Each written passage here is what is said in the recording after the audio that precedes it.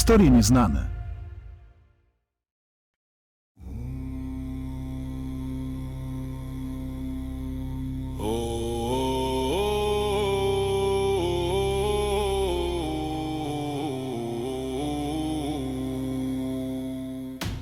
Witajcie. Czy wiedzieliście, że przeciętny człowiek potrafi wskazać jedynie od 3 do 4 nordyckich bogów? Nasza wiedza o nich najczęściej pochodzi z produkcji filmowych, filmów animowanych, czy w przypadku niewielu z nas z książek o rogatych wojownikach. A jak się wejdzie nieco głębiej w historię Wikingów i ich wierzenia, okazuje się, że mitologia nordycka to coś więcej niż tylko stare opowieści. To fascynujący wgląd w wikingowskie spojrzenie na świat i życie. Spotykamy tu potężnych bogów takich jak Odyn i Thor, przebiegłe istoty oraz kosmos pełen zarówno porządku, jak i chaosu. Za pomocą mitów wikingowie objaśniali siły natury, sens życia i koniec świata. Te historie, które przetrwały w Edach i dziełach Snorriego Sturlasona, odzwierciedlają nie tylko religię, ale także kulturę.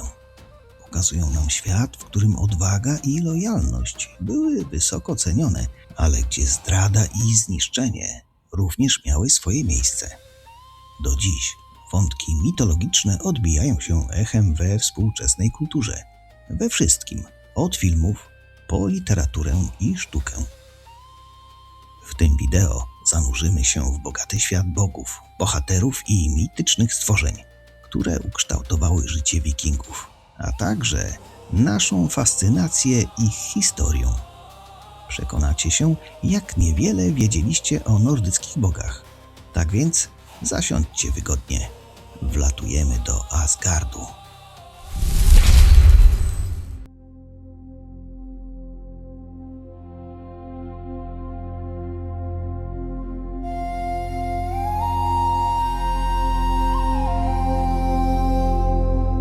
Asgard to siedziba bogów z rodu Asów, położona w najwyższych partiach drzewa świata Yggdrasil, dostępna przez tęczowy most Bifrost z Midgardu, czyli świata ludzi.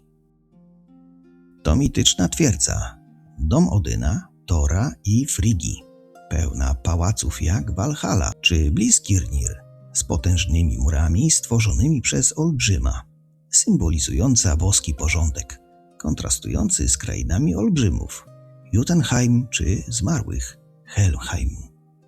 Jak już wiemy, gdzie mieszkali bogowie, pora przedstawić 10 najważniejszych z nich.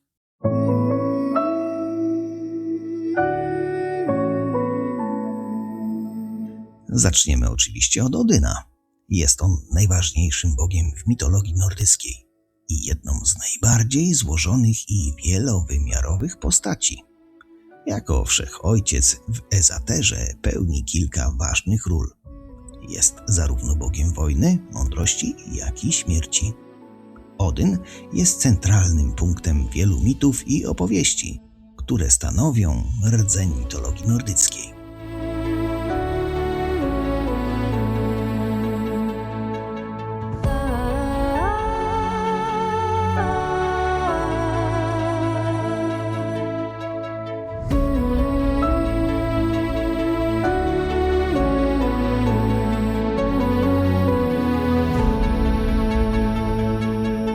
Jako bóg wojny Odyn jest zarówno budzący strach, jak i czczony. Towarzyszy wojownikom w bitwie, dodając im siły i odwagi. Jest także władcą Walhalli, miejsca, gdzie wojownicy polegli w bitwie gromadzą się, aby przygotować się do Ragnaroku, czyli ostatecznej bitwy świata. Odyn dosiada 8-nogiego konia Selpinira, którego otrzymał po tym, jak Loki pod postacią klaczy go urodził. Ciekawe. Odyn jest również bogiem mądrości. Poświęcił jedno oko, aby napić się ze studni Mimira i zyskać część zawartej w niej wiedzy i mądrości. Powiesił się również na 9 dni i nocy na drzewie świata Yggdrasil, aby zdobyć wiedzę o runach, magicznych znakach, które uważa się za posiadające wielką moc. Jego dążenie do mądrości czyni go symbolem poświęcenia i poszukiwania głębszych spostrzeżeń. Jako Bóg śmierci, Odyn kojarzony jest z tajemnicą śmierci i światem umarłych. Jest przywódcą poległych wojowników i mostem między żywymi a umarłymi. Złożona natura Odyna i jego wielowymiarowość czynią go centralną postacią mitologii nordyckiej.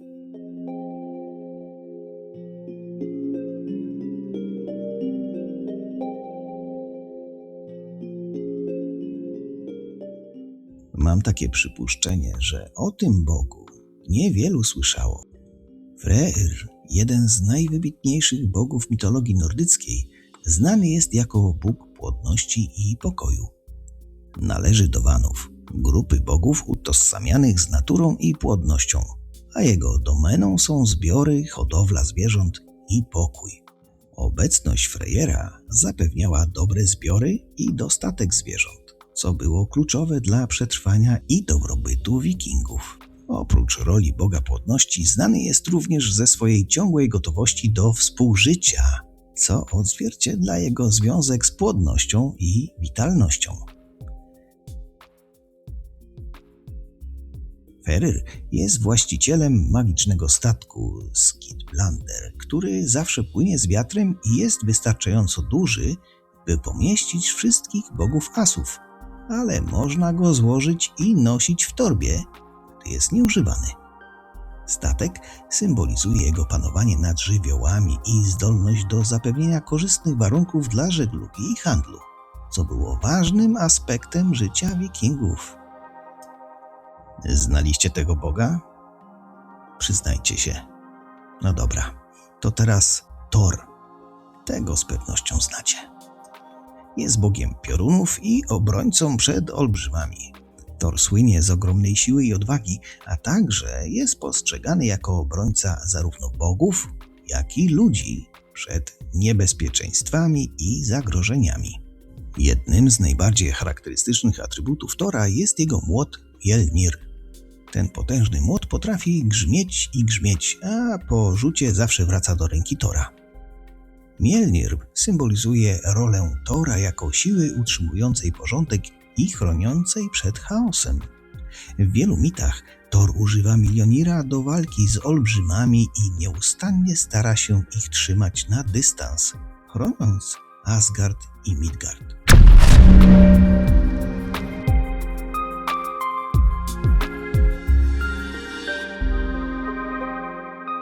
We współczesnej kulturze popularnej Thor odrodził się za pośrednictwem komiksów i filmów, szczególnie w uniwersum Marvela, gdzie przedstawiony jest jako bohater obdarzony siłą i sercem.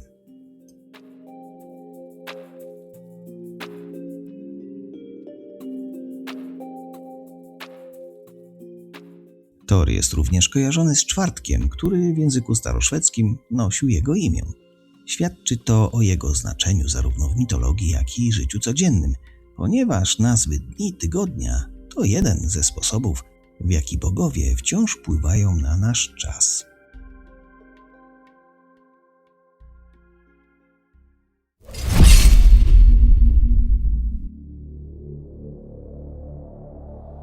Frigg jest centralną boginią w mitologii nordyckiej, znaną przede wszystkim jako opiekunka małżeństwa i matek. Jest żoną Odyna, co czyni ją królową Asgardu i jedną z najbardziej szanowanych bogiń. Frigg jest często przedstawiana jako kochająca i opiekuńcza matka, czuwająca nad dobrobytem rodziny i domu. Relacja Frigg z Odynem jest złożona i interesująca. Choć jest jego żoną i uważana za lojalną, krążą opowieści o jej niewierności. To pełne sprzeczności zachowanie odzwierciedla jej wielowymiarową naturę. Jest silną i niezależną boginią, odgrywającą ważną rolę w wielu mitach. Jedna z najsłynniejszych opowieści o Frigg opowiada o jej próbie uchronienia syna Baldra przed śmiercią, co świadczy o jej głębokiej matczynej miłości i trosce. Dla kobiet w świecie wikingów Frigg była niezwykle ważną boginią. Reprezentowała ideały wierności małżeńskiej, macierzyństwa i świętości domu. Frigg mieszka w Fensalarnie, co oznacza bagienne sale. To jej siedziba i miejsce, w którym sprawuje swoją moc, chroniąc małżeństwo i matki. Fensalarna jest opisywana jako spokojne i święte miejsce, w którym Frigg może sprawować swoje moce i okazywać miłość do rodziny i domu. Znaczenie Frigg w mitologii nordyckiej jest ogromne. Symbolizuje miłość, opiekę i świętość rodziny, a jej opowieści i mity pozostawiły trwały ślad w naszym postrzeganiu macierzyństwa i małżeństwa w tradycji nordyckiej. Freja jest jedną z najbardziej wszechstronnych i uwielbianych bogiń w mitologii nordyckiej. Znana jest jako bogini miłości, wojny i magii, a jej wpływ rozciąga się na kilka ważnych aspektów życia wikingów. Jako członkini Vanów, Freja emanuje potężną aurą piękna i siły. Związek Frey z płodnością stanowi centralny element jej tożsamości. Odpowiada za miłość i płodność zarówno w naturze, jak i wśród ludzi. Jej obecność zapewnia dobre plony i zwiększoną płodność, co było kluczowe dla przetrwania i dobrobytu wikingów. Freja jest również kojarzona z seksualnością i miłością, a wierzono, że potrafi wzbudzić silne namiętności i pociąg seksualny.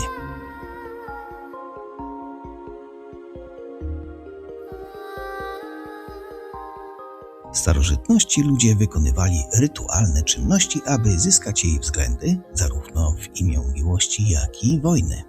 Ale Freja nie jest tylko boginią miłości i płodności, jest, tak jak wspomniałem, boginią wojny. Przewodzi grupie wojowniczek Walkirii i zabiera połowę poległych wojowników do swojego domu, Folkvang, a drugą połowę do Walhalli Odyna.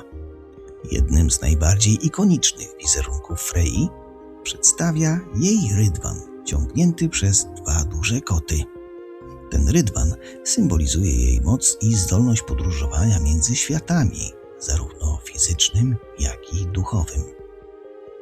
Freja jest również utalentowaną czarodziejką, szczególnie znaną ze swojej zdolności do uprawiania seidu, formy magii polegającej na przewidywaniu i wpływaniu na przyszłość. Jej magiczne umiejętności czynią ją potężną i szanowaną postacią wśród bogów, a często jest symbolem potężnej kobiecej magii.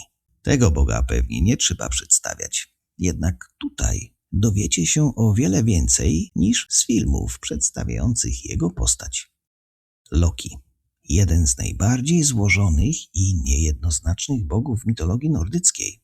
Jego rola pomocnika i sabotażysty czyni go fascynującą i nieprzewidywalną postacią. Loki jest w rzeczywistości członkiem rodziny olbrzymów, ale nawiązał braterstwo krwi z Odynem, co plasuje go wśród bogów Azów.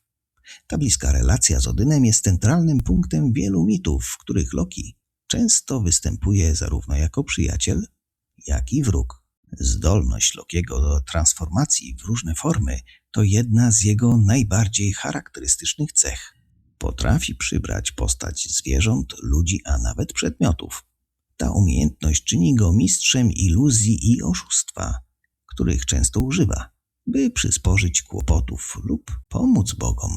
Znanym przykładem jest jego przemiana w klacz, by odwrócić uwagę potężnego ogiera, co dało początek ośmionożnemu koniowi, który stał się wiernym wierzchowcem Odyna. Loki jest synem olbrzyma Farbautiego i bogini Laufey, a jego pochodzenie i czyny czynią go centralną postacią w wielu najbardziej intrygujących opowieściach z mitologii nordyckiej. Wiele mitów i opowieści krąży wokół psot Lokiego, jego wpływu na porządek bogów. Jedną z najsłynniejszych jest historia śmierci Baldera, w której Loki podstępem namawia niewidomego boga Hydera do rzucenia na Baldera strzały z jemioły, co prowadzi do jego śmierci. Zdrada kończy się karą, w której Loki zostaje związany, a jad węża kapie mu na twarz. Scena symbolizuje jego przemianę z pomocnika we wroga.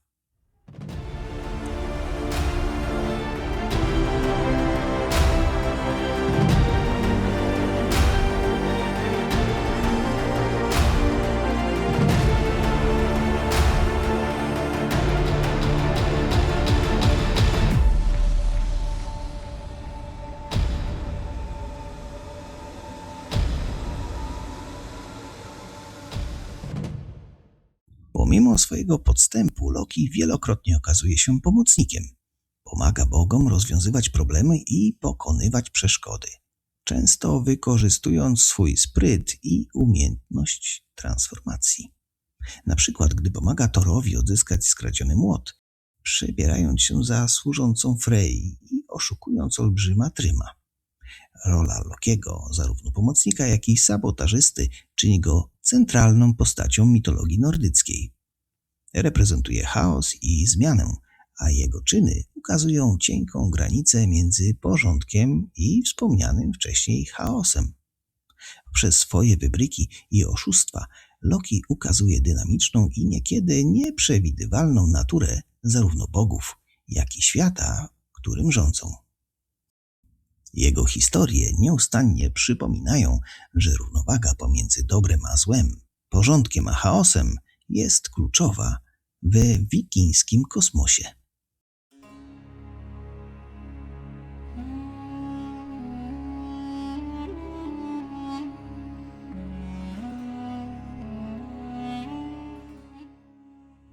Balder, syn Odyna i Frigg, jest jednym z najukochańszych bogów w mitologii nordyckiej. Znany jest jako dobry i promienny bóg, którego piękno, dobroć i sprawiedliwość sprawiły, że był uwielbiany zarówno przez bogów, jak i ludzi. Obecność Baldera symbolizuje światło, czystość i nadzieję. Śmierć Baldera to jedno z najtragiczniejszych i najbardziej znaczących wydarzeń w mitologii nordyckiej. Według mitu Balder miał przeczucia dotyczące własnej śmierci, co skłoniło jego matkę Frigg do uzyskania od wszystkich istot świata obietnic, że nie zrobią mu krzywdy. Jednak Loki, przebiegły i złośliwy bóg, odkrył, że Jemioła nie złożyła żadnej obietnicy. Stworzył z Jemioły strzałę i podstępem nakłonił niewidomego boga Hedera do wystrzelenia jej w Baldera, co doprowadziło do jego śmierci. Wydarzenie to wstrząsnęło Asgardem i pogrążyło w głębokiej żałobie wszystkich bogów.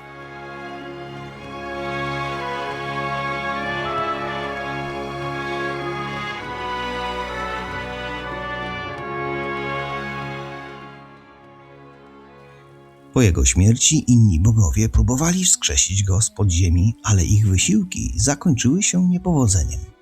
Według mitologii Balder powrócił jednak po Ragnaroku, ostatecznej bitwie świata, by zapoczątkować nową erę pokoju i sprawiedliwości. Jego powrót symbolizuje nadzieję na odrodzenie i odrodzenie po spustoszeniu i chaosie.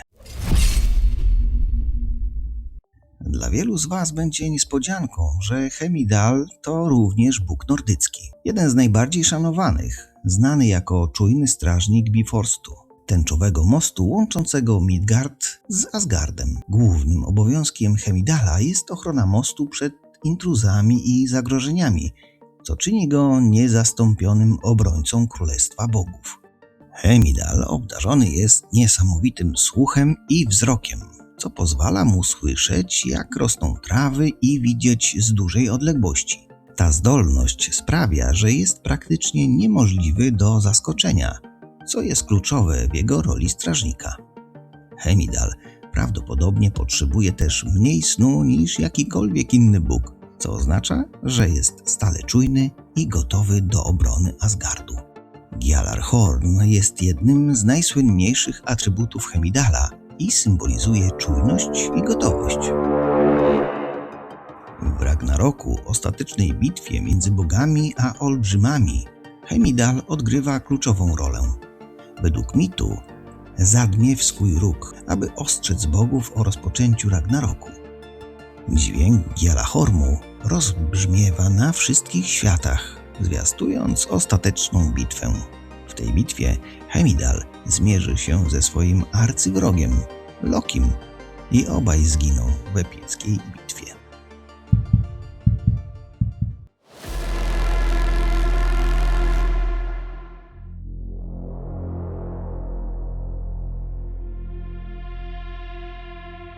Tyr to jeden z najbardziej czczonych bogów mitologii nordyckiej, znany jako bóg odwagi i sprawiedliwości. Jego imię kojarzone jest z niezłomną siłą i walecznością, a także odgrywa kluczową rolę w wielu mitach i opowieściach, które podkreślają sprawiedliwość i poświęcenie. Jedna z najsłynniejszych opowieści o Tyrze opowiada o jego roli w spętaniu wilka Fenrisa, ogromnej i niebezpiecznej bestii, która zagrażała bogom i światu. Aby spętać wilka, bogowie musieli użyć magicznego łańcucha Gleipnera. Ale wilk zgodził się na spętanie tylko wtedy, kiedy jeden z bogów włożył mu rękę do pyska jako zabezpieczenie.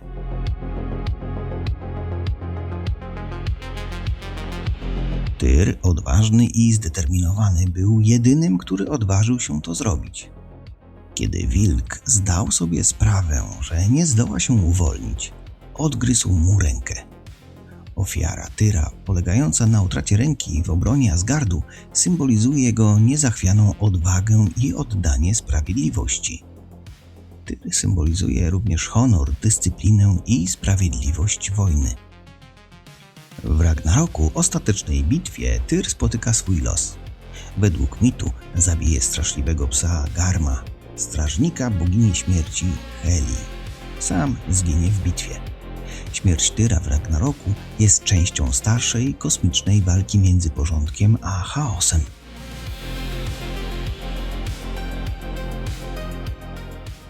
Jego czyny pokazują, że sprawiedliwość czasami wymaga osobistego poświęcenia, a prawdziwa siła pochodzi z woli przeciwstawiania się złu bez względu na cenę. W mitach i opowieściach rola Tyra jest podkreślana jako obrońcy sprawiedliwości i symbolu niezachwianej mocy odwagi i uczciwości.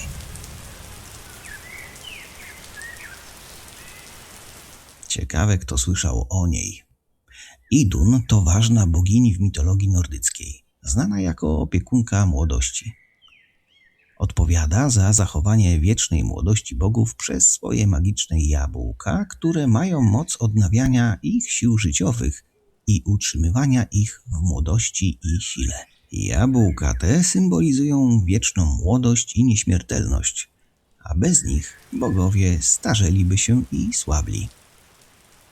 Otóż magiczne jabłka, którymi posługuje się Idun, są kluczowe dla przetrwania bogów. Ilekroć bogowie czują się zmęczeni lub zaczynają się starzeć, jedzą jabłka Idun, aby odzyskać siły i witalność. To czyni ją nieodzowną częścią asgardzkiego społeczeństwa, ponieważ moc i nieśmiertelność bogów spoczywa w jej rękach. Jeden z najsłynniejszych mitów o Idun opowiada o kradzieży jej jabłek. Loki został podstępem podsunięty przez olbrzyma Tjadsę, który wywabił Idun z Asgardu, gdzie została porwana i uprowadzona do Jotunheimu. Bez Idun i jej jabłek bogowie zaczęli się szybko starzeć. Zrozumieli, że dzieje się coś strasznego i zażądali, by Loki zwrócił Idun. Loki przemienił się w sokoła i poleciał do krainy olbrzymów, aby ją uratować. Po dramatycznej ucieczce Idun i jej jabłka powróciły do Asgardu, a bogowie odzyskali młodość. Rola Idun w mitologii nordyckiej jest niezwykle ważna. Jej magiczne jabłka zapewniają bogom siłę i nieśmiertelność, co czyni ją kluczową postacią w podtrzymywaniu ich potęgi. Przyjrzeliśmy się 10 najważniejszym bogom mitologii nordyckiej i ich wyjątkowym rolom w świecie wikingów. Mitologia nordycka wywarła znaczący wpływ na naszą współczesną kulturę i historię. Wiele z tych mitów i symboli przetrwało do dziś i nie tylko w literaturze i sztuce, ale także w kulturze popularnej poprzez filmy, seriale telewizyjne i książki. Nazwy dni tygodnia, takie jak środa, dzień Odyna i czwartek, dzień Tora, są bezpośrednim dziedzictwem tej mitologii. Tych, których fascynują te historie, zachęcam do dalszego zgłębiania tematu. Istnieje bogata literatura i badania, które zgłębiają mity o poszczególnych bogach i ich znaczenie kulturowe. Bogowie mitologii nordyckiej oferują nam wgląd w ludzką naturę, moralność i wartości, które są ponadczasowe.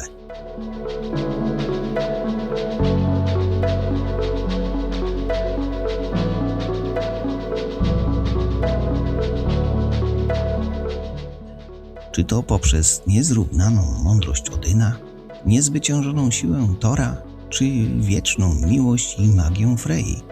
Zawsze jest coś do nauczenia się i refleksji. Dlatego kontynuujmy odkrywanie i zanurzanie się w tych niesamowitych historiach, które ukształtowały i nadal kształtują nasz świat.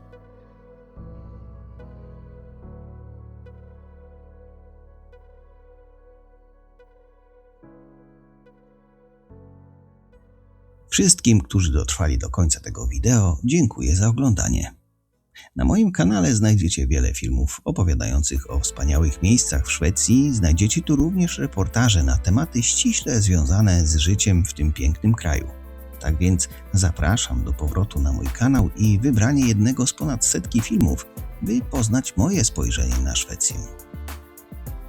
Będę wdzięczny za komentarz pod filmem i łapkę w górę. To one motywują mnie do tworzenia nowych treści. Subskrypcja mile widziana. Pozdrawiam Was wszystkich serdecznie. Do zobaczenia.